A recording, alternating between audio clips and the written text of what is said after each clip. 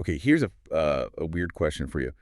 What if hitting midlife, say age 50, meant your internal biological battery was suddenly just capped at 50%? Oh, wow. I mean, you don't just feel tired. Your actual, your cellular operating system is literally running on half a tank. It sounds like sci-fi, but that analogy it's uncomfortably close to the truth, actually. We're talking about the power stations inside every single one of your cells, the mitochondria. Right. They're what turn food into energy, and how well they work basically dictates everything, even how your longevity genes function. And there's a magical fuel source for these power stations, isn't there? One that seems to be rapidly disappearing. That would be the star of our show today, Yeah, NAD, or for the purists, nicotinamide adenine dinucleotide. of course. You can just think of it as like the essential engine oil in your body. It's absolutely critical for making energy, repairing your DNA, and yeah, keeping those cellular batteries charged. But the problem is, The problem is that study after study shows our NAD levels just plummet. I mean, they drop by roughly 50% by the time we hit midlife. 50%. That's a staggering number. Yeah. So the point of this deep dive isn't to chase down some futuristic pill or, expensive therapies. Yeah. It's about finding the cheapest, most powerful, and maybe even surprising food-based chargers for our NAD. Exactly. And you see this whole longevity industry booming with, costly NAD supplements and injections.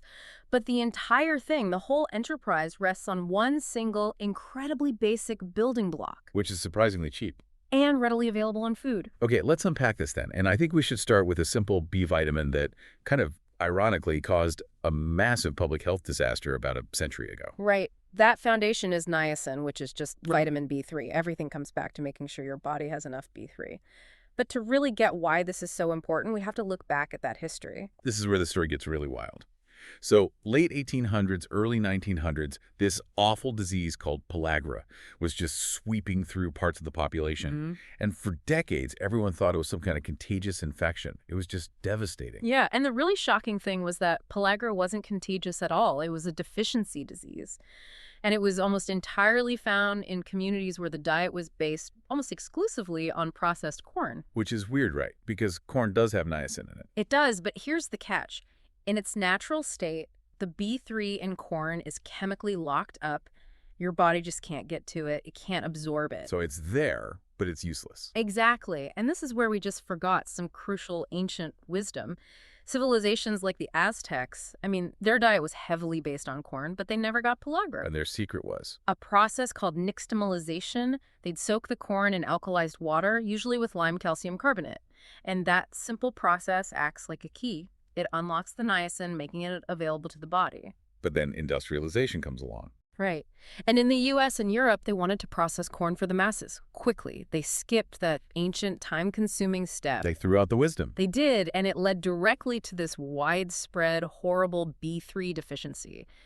It's just a powerful reminder that sometimes the secrets to health are things we've just forgotten. We're stripped out of our food. So we eventually figured that out and started enriching foods with niacin. But that brings up the big question, doesn't it? If we're getting enough niacin now, why are our NAD levels still tanking in midlife? That is the critical question. The modern problem is a bit different. It's about chronic low-grade inflammation. Okay. As we get older, an enzyme pathway, we can just call it C38, it ramps up. Yeah.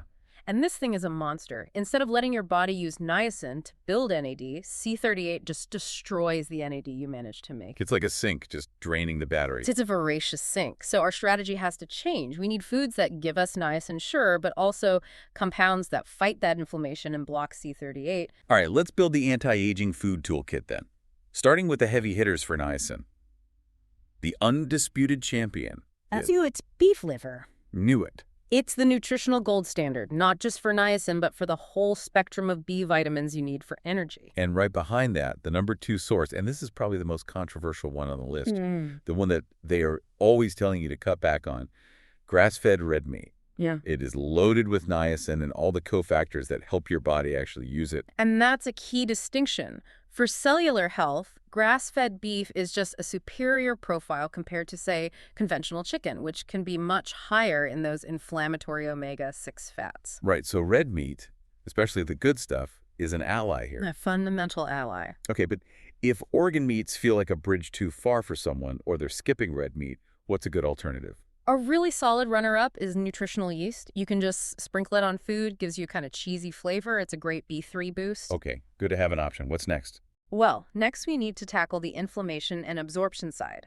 And that means we need microbes on our side, fermented foods, Specifically. sauerkraut. And we're not talking about the sad boiled stuff in a can, are we? No, absolutely not. Raw fermented sauerkraut from the refrigerated section. It helps with nutrient absorption. And if you can get the purple cabbage kind, you get an extra bonus.